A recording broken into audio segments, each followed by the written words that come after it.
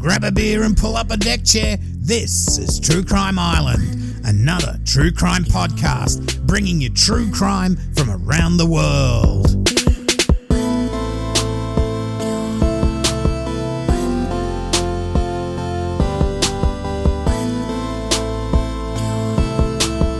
Hi Islanders, I hope you're all well. And well, this week we have another serial killer case. It's chilling in that he was never suspected of being a serial killer until he decided to tell investigators. So tonight we go to Anchorage in Alaska, where a missing persons case would turn out to be so much more. The case tonight, and you probably know, is a shocking story of Israel Keys. My references tonight is the Republic, Indiana, the Daily Sentinel, Colorado, the Whitehorse Daily Star, Canada, the Burlington Free Press, the Greenville News, South Carolina, the FBI, biography.com, the Anchorage Daily News, splcenter.org, and the audiobook American Predator by Maureen Callahan. So before we get into this episode, a word from my sponsor, and it's a product that I think you'll be interested in. Roses are red, violets are blue. Get Manscaped as a gift for V-Day and he'll say, I love you. Our friends at Manscaped, the global leaders in men's below-the-waist grooming, are here to give you the perfect gift for the men in your life. Now, maybe it's too much information, but I do like to keep the boys trimmed just like 2 million other Manscaped customers, and you should make sure your man does too. And for those that like to keep the bush around the playground a little bit trimmed, I'm sure you've been caught like I have, getting ready for a bit of fun, but the scrub's a bit overgrown. But never again. With the Perfect Package 3, you'll get their revolutionary 3rd generation Lawnmower 3 trimmer, which has advanced skin-safe technology and features a cutting-edge ceramic blade to reduce grooming accidents. And it really works. It's even got a little light on it so you can see where you're going. It's also waterproof, so you can just wash away all that fluff straight down the drain. And let's be real, we smelt the worst down there before. That's why I'm thankful for their Crop Preserver and Crop Reviver. These products keep these boys from sweating, smelling and sticking. And these products smell good. Their manly scent is attractive and will help set the mood and keep things spicy whenever the night takes you.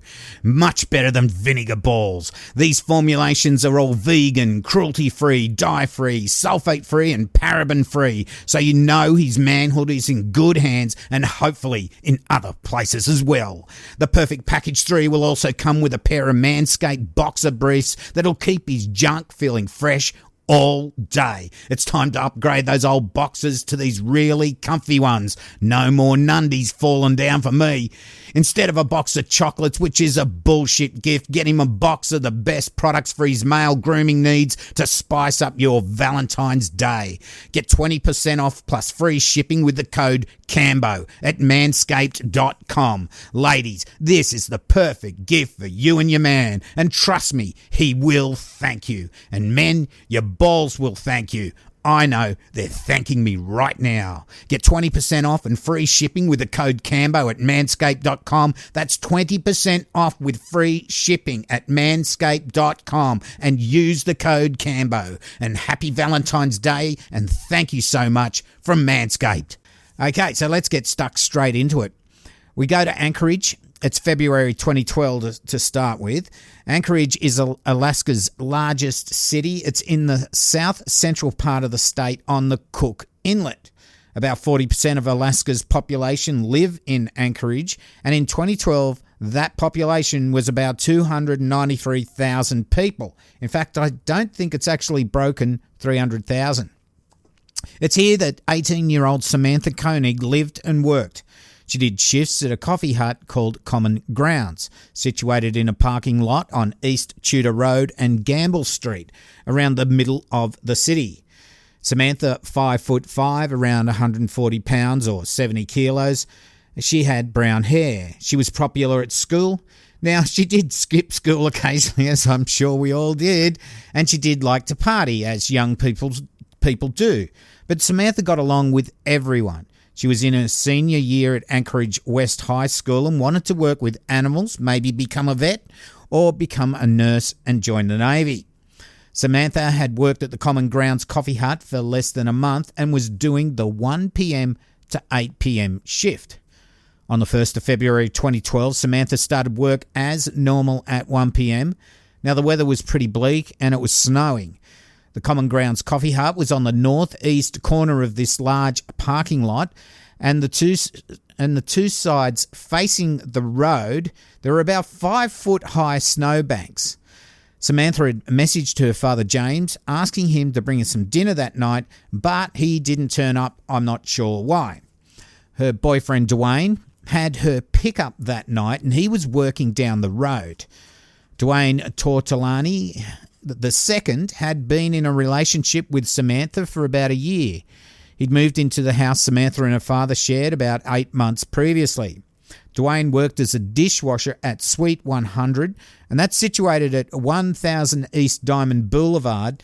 It's about 10 minutes drive from the coffee hut. He worked hard to save for some sort of future with Samantha. She was saving as well.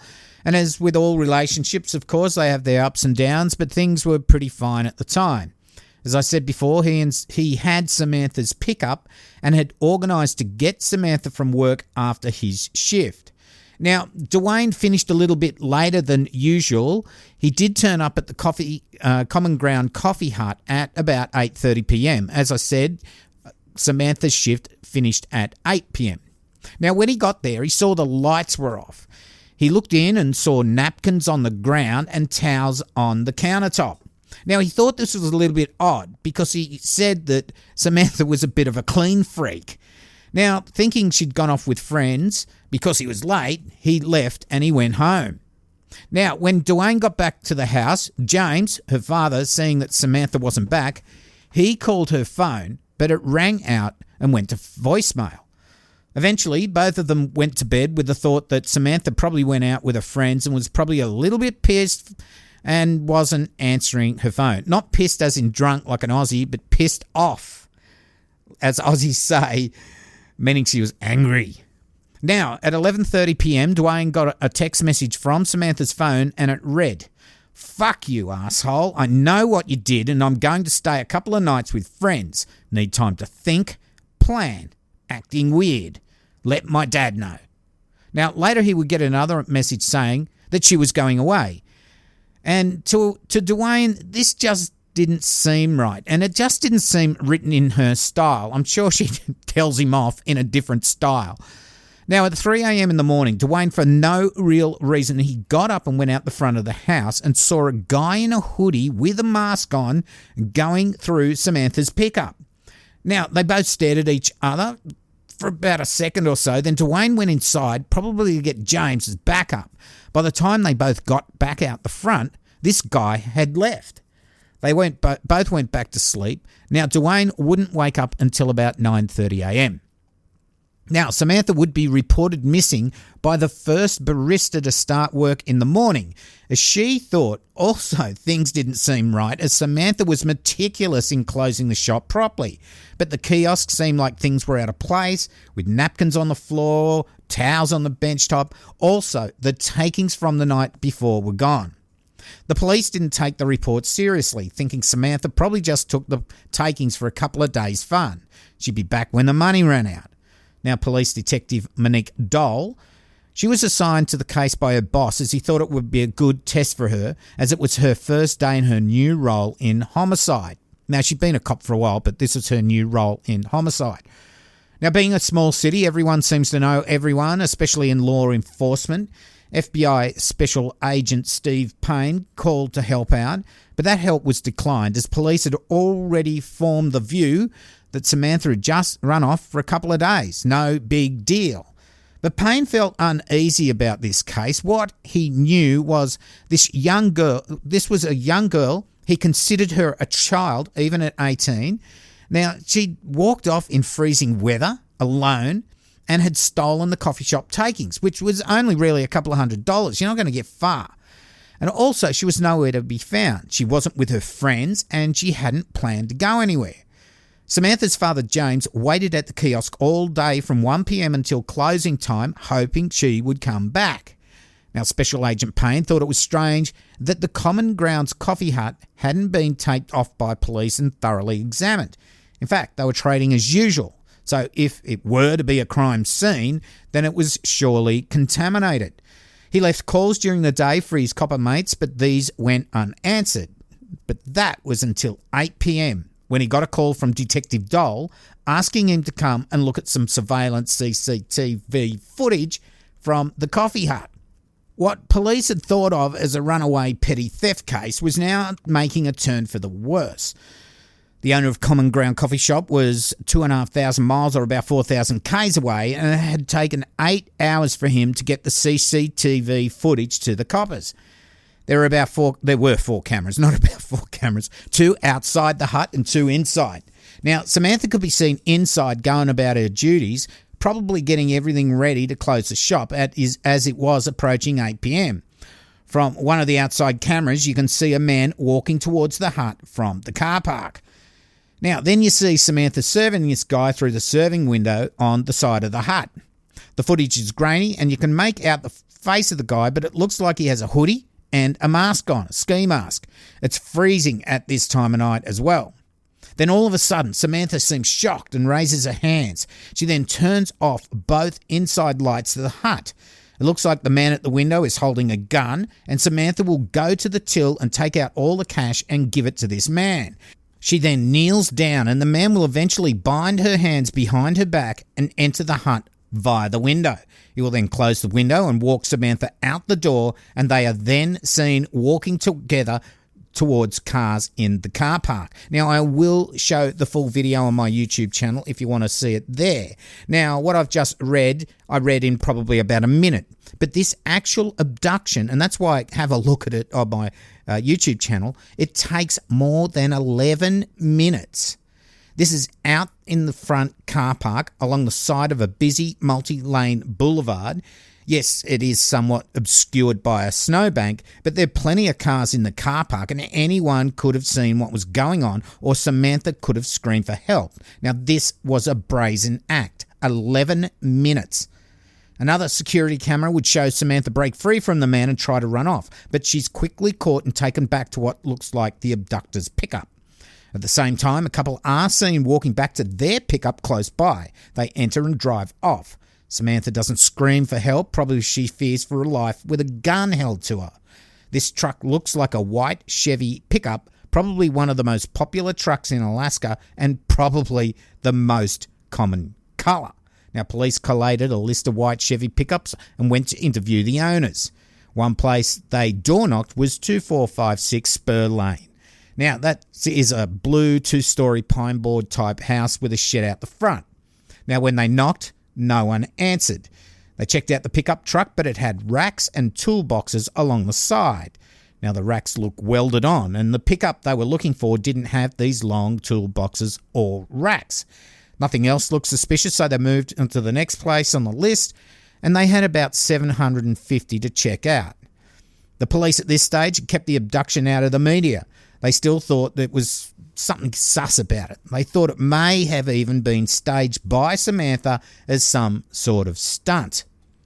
They decided to front up unannounced to Samantha's place that she shared with her father and boyfriend. Now, when they knocked, James came to the door but wouldn't let them in. Instead, he opened the door enough to just get out and then closed it behind him. Single father James, or Sonny as he was known. Now, he was known as a bit of a bad boy, hanging around biker bars, maybe doing some drugs, but Samantha was his world and he would do anything for her. He told police he had no idea where she was and that she'd sent him a message to see if he would take dinner to her that night, but he hadn't done that. Now, when they asked to speak to Dwayne, he did the same. He opened the door enough to just get out and then closed it behind him. They asked Dwayne what happened that night. He told them how he was late picking her up. She wasn't there, the lights were off, and it looked messy, unlike the way Samantha would leave it, being a clean freak. He then drove home and got a text message saying she wouldn't be back. Then he told them how he saw a guy at 3 a.m. going through Samantha's pickup, but by the time he went to get James's back up and confront the guy, he'd left, so he just went back to bed. Now, when the cops asked why he didn't call police and report Samantha missing, he told them that she'd only been gone a few hours and police wouldn't do anything. The same with the guy looking through the pickup. He thought police just wouldn't care, so he didn't call. He did tell them, though, that he noticed Samantha's license missing from the pickup as she normally left it in the sun visor. Now, this all seems suspect to the police, just the way these two were acting. So they would put 24-hour surveillance on James Koenig in the hope they would find out what was going on. Now, Samantha had vanished and her father and boyfriend were acting weird. But James Koenig was anything but weird. He got flyers printed and would set himself up at the Common Grounds coffee hut every day handing them out. He organised her friends to go around giving out flyers. He even made a Facebook page trying to get the message out for people to look for his daughter. In his eyes, he was doing more than the police. Now, this forced the police to release the details of Samantha vanishing to the media, and the story went national. Reporters were now interviewing James and was keen to talk with him. And you can always tell when these people get fronted up to the media if they're lying or not. Honestly, and he just does not look like he's lying. He looks genuinely concerned. It was pretty obvious by this time that Samantha hadn't staged anything. Anchorage was too small of a place for no one to know where she was if she was just hiding out. But who was this guy in the CCTV footage? Where had he taken Samantha, and was she still alive? Then on February the 24th, 2012 at 7:45 p.m, Dwayne got a shock. There was a message from Samantha's phone, and it read, Connor Park sign under pic of Albert. Ain't she purty? Now Dwayne and James race to Connor Bog Park, and on a notice board they see a missing poster for a dog called Albert. Below it was a Ziploc bag pinned to the sign. Inside the bag, amongst other things, is a Xerox copy of a Polaroid photo. Depicted in the photo is a girl. Her head looked like it was being held by a man. Her mouth was taped with duct tape, and next to her is a picture of a newspaper, the Anchorage Daily News, dated February the 13th, 2012. There's also a ransom note. The note referenced Dwayne and Samantha's ATM card, which had also gone missing along with her license. It stated he wouldn't use it yet, but later when he was out of the state. The note told how Samantha nearly escaped twice, and he indicated he was losing his touch. He also demanded $30,000 to be deposited into Samantha's bank account for her safe return in 6 months' time. Now, James wasn't 100% sure if the girl was Samantha, but it just didn't look right to him. The girl in the photo had braided hair, and Samantha had her straight. But James he just had to admit that it had to be his daughter. Well, now, police had a huge lead. Although James and Dwayne didn't have $30,000, the public had already raised tens of thousands of dollars as a reward for information on Samantha's whereabouts. Police thought this would be a great way to try and track down this guy that had Samantha. They deposited $5,000 of that money they'd raised into the account just to see what would happen. Then on March the 1st, 2012, the bank alerted that Samantha Koenig's debit card had been used to make an ATM withdrawal in Anchorage, Alaska. Now, by the time police arrived, there was no one around and security cam footage was of no use either. Then on March the 7th, 2012, Samantha's debit card was used to make an ATM withdrawal at Wilcox, Arizona. So now the perpetrator had left Alaska and was in Arizona. This time, the security camera didn't get a clear image of his face, but it did get the car he was driving in the photo, a white Ford Focus. Now, he only withdrew $400 here, and the card had a daily limit of $500. So only a short time later, as the clock ticked over to March the 8th, he tried getting another large sum for the card in Lordsburg, New Mexico. But Samantha's card was linked to the time in Alaska, and he was in another time zone, so he was only able to get $100 more to make up for that $500 daily limit. Again, police raced to the ATM, but the perp was gone and no usable photos. On March the 8th, Samantha's card was used to make an ATM withdrawal at Shepherd, Texas. Again, the perp was gone by the time police arrived, but now they saw that he was travelling east, so they got themselves ready east of Shepherd, Texas, putting out a bolo for a white Ford Focus. Then on March the 10th, there was another use of Samantha's debit card at Humble, Texas. He was still travelling in the area, but had backtracked from Shepherd to Humble. It's not much of a backtrack, it's only a short distance. Then on March the 13th, 2012, an alert patrolman noticed a white Ford Focus with out-of-state plates in Lufkin, Texas. He followed it, hoping the driver would make any mistake that would cause him to be pulled over. Then the driver went over the speed limit by a few miles per hour and the patrolman pulled him over in the parking lot of the Cotton Patch Cafe. Inside the car was Israel Keys. And also in the car was Samantha's debit card and her phone. Keys was arrested. It was lucky he was noticed at all, actually, because that white Ford Focus he'd been photographed in the first ATM at Wilcox had broken down. Now, when he returned the car, they gave him an identical white Ford Focus. Now, if he'd been given any other model of car or colour, he may never have been caught. He was initially charged with access device fraud because he made withdrawals using Samantha's debit card. Now, his house in Spur Street, Anchorage, was searched and his white Chevy pickup was seized. This was the one I mentioned before that had the racks and toolbox on it. So police had just dismissed it as they were looking for one without any add-ons. Samantha wasn't with Keys when he was arrested, and she wasn't located on his property in Alaska, where he lived with his girlfriend and daughter from a previous marriage. So where was Samantha? It wouldn't be long before the story came out. It wouldn't be good news for James Koenig and Dwayne Tortolani II. So who was this Israel Keys? He was born on January the 7th, 1978 at Cove, Utah in the USA. His family lived a reclusive lifestyle and he would become one of 10 children. The family originally were Mormons, but when they moved to a cabin in Colville, Washington, which, by the way, had no running water or electricity, they changed to a radical faith, the Ark Church, a racist and anti-Semitic Christian identity religion. The kids were homeschooled, and this limited his social skills. He tortured animals. He thought it was funny. He would stalk his neighbours, break into their homes and steal their guns. He had no social skills and made people feel awkward. The Keys family were neighbours and friends with the Kehoe family, who lived just down the road. Now, the Kehoe sons, white supremacists Chevy and Shane, they're in prison now for a deadly crime spree they went on in the name of their Aryan Republic Army, including Chevy Kehoe's January 1996 murders of gun dealer William Mueller and his wife Nancy and their 8-year-old daughter Sarah Powell. Keys renounced his faith when he was in his mid-teens, and he may have taken up Satanism.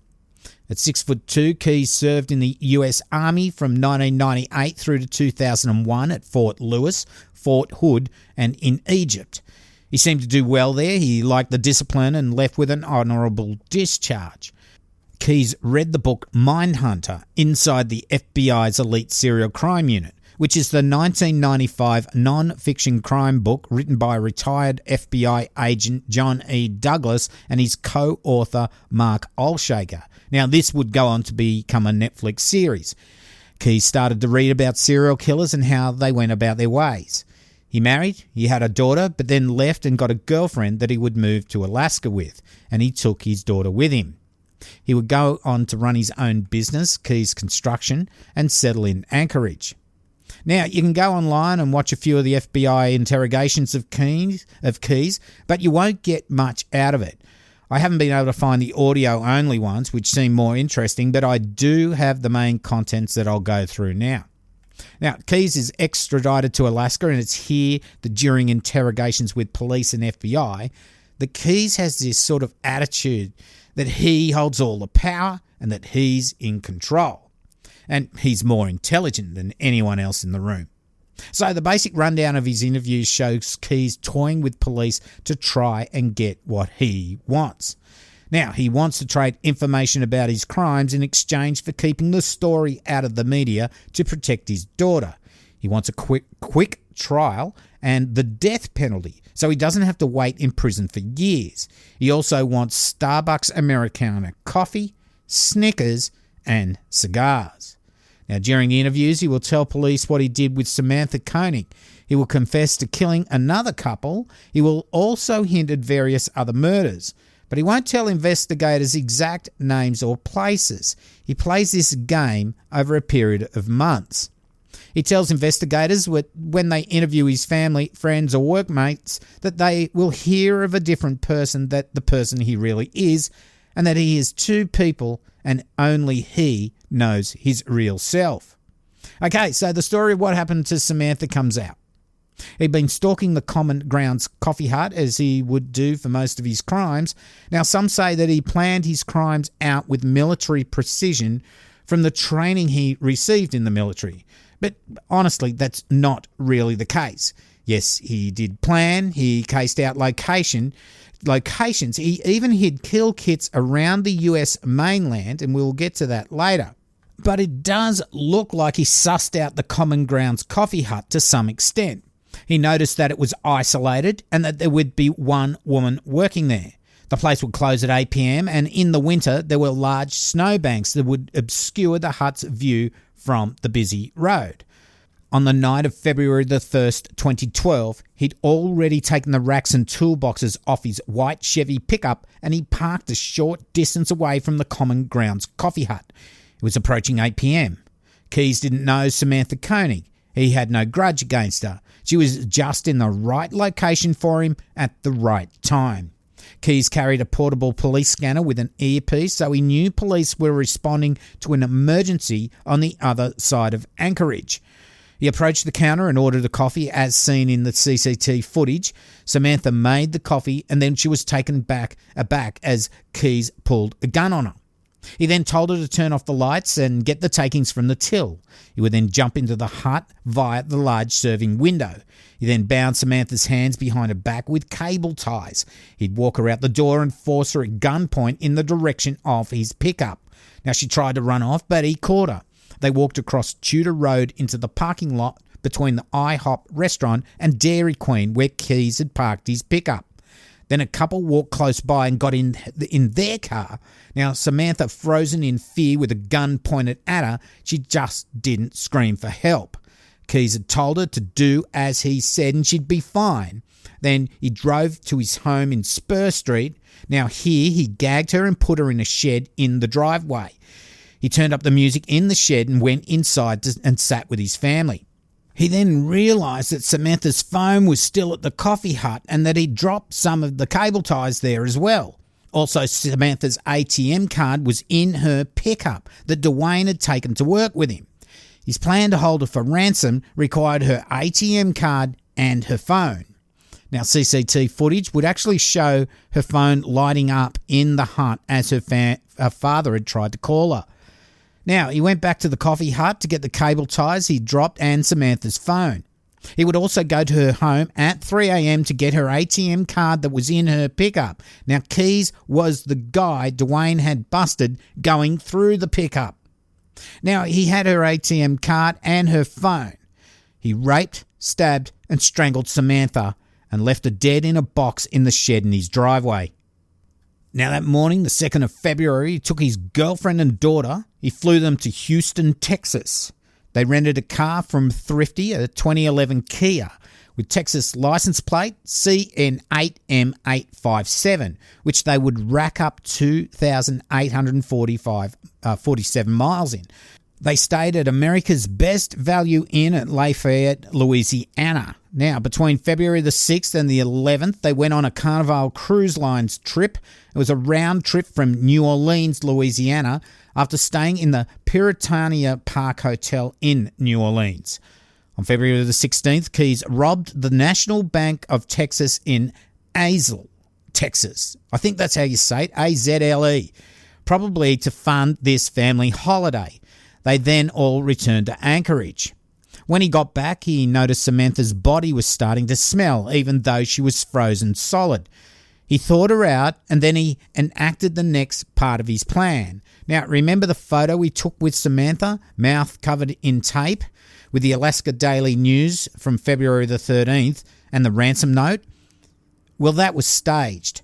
Samantha had been dead just hours after her abduction.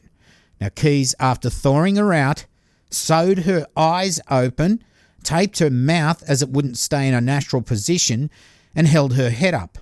Now, he Xeroxed the Polaroids as her skin tone had changed. Absolutely horrifying.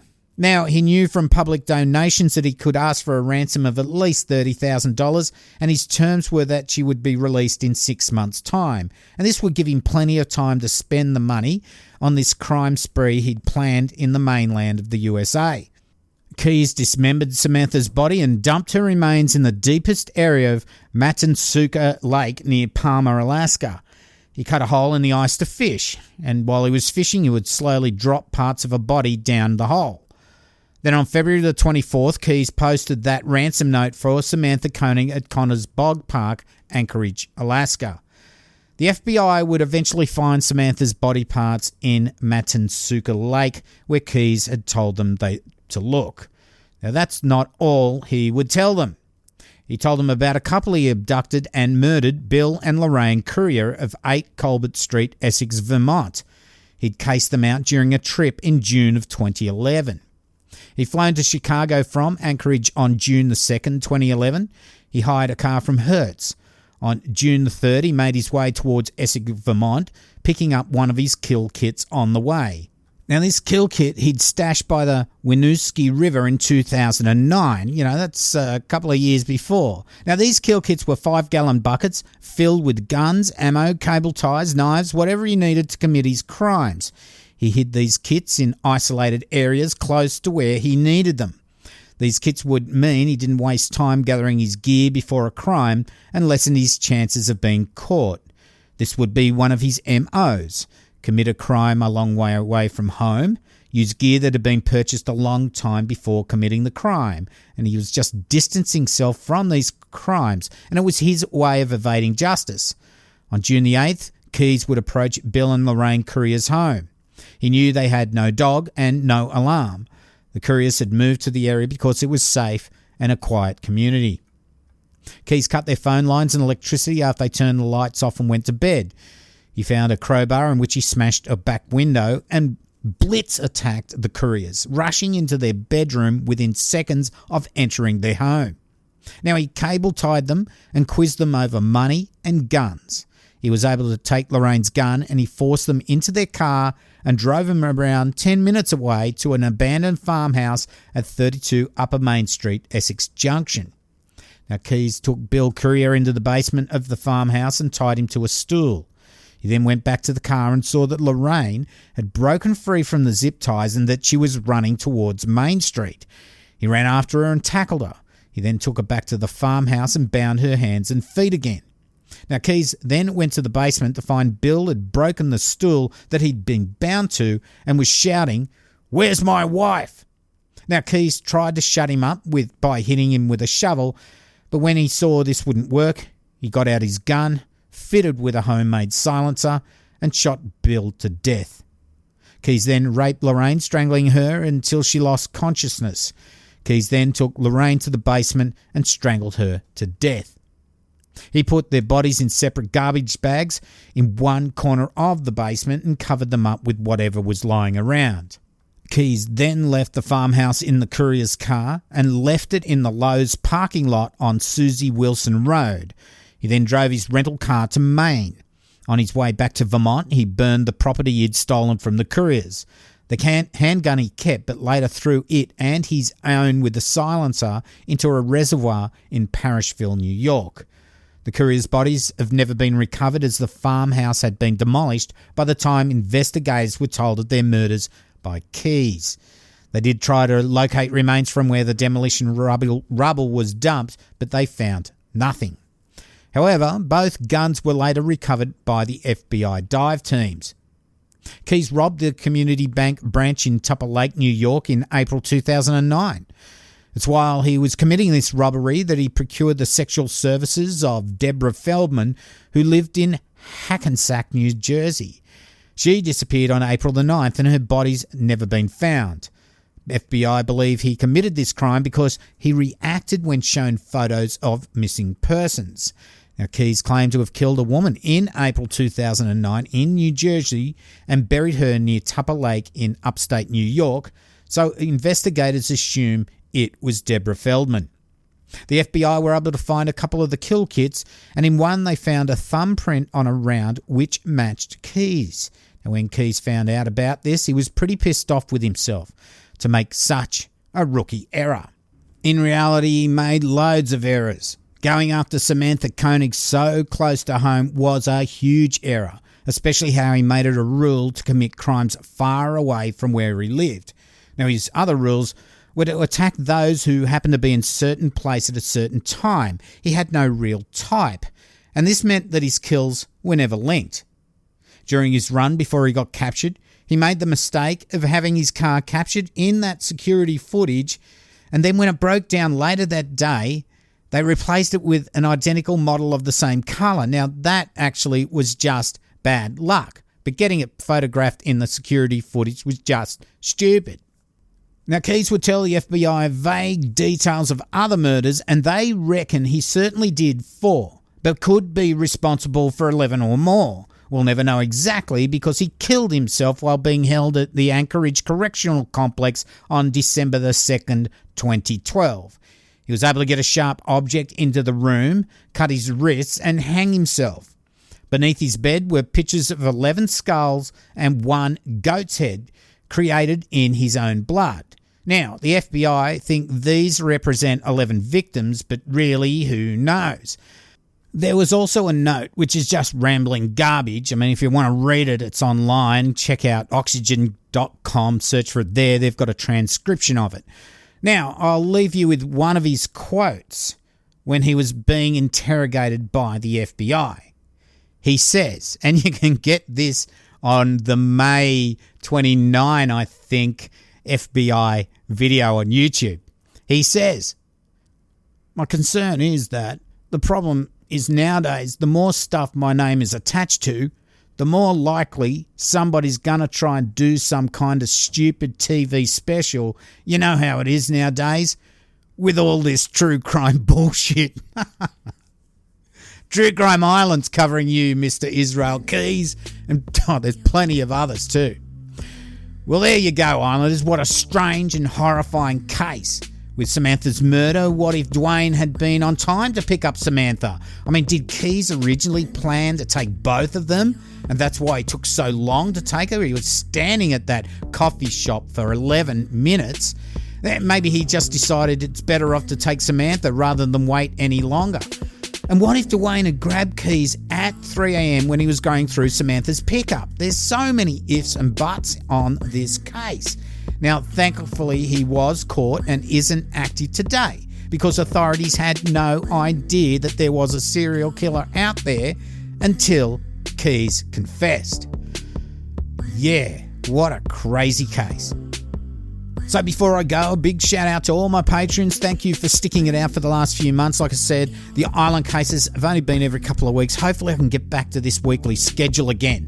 Now, special thanks to my brand new Patreons, Dwayne Chin, Meet That's Right Investments, Samantha Ray, and Sandra Andrews. If you'd like to help out, go to patreon.com/True Crime Island. It really does help keep the lights on or the beer flowing. If you want to buy me a beer, you can actually shout me a beer without this monthly thing on paypal.me/True Crime Island. Links to merch, social media, and my YouTube channel is on my website, truecrimeisland.com, where you can also email me. So, I've been your host, Cambo. You've been listening to True Crime Island, and as I always say, don't forget to delete your browser history. Good night, and boom fakalanga.